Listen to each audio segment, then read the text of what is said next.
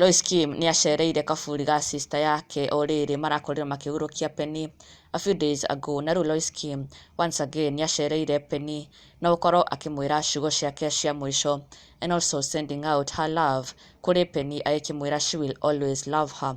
She may be gone but she will forever be in her heart. Na Loise Kim agikiuga Penny arohuruka uhoro, na oho gukorwo akirekereria mbica ici at her sister's grave, kuria aronekana to be tending to the flowers at her sister's grave, na ndarakiri wika ni araumagaritio ni kahii gaka karia Loise Kim arakorirwo akirekereria mbica ici menako, makiugira sister yake one last goodbye.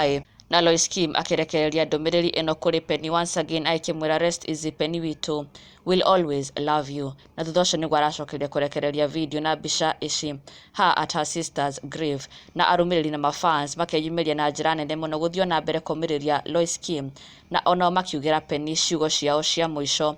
MC wa Muting'oe akiuga ahurukie uhoro mwana witu, Ngai amuige na ime ria matu-ini. Onake Wadi akiuga may Almighty God be your comforter, amen. Onake Mathenge akiuga pole sana, Ngai amuige kuu kwega.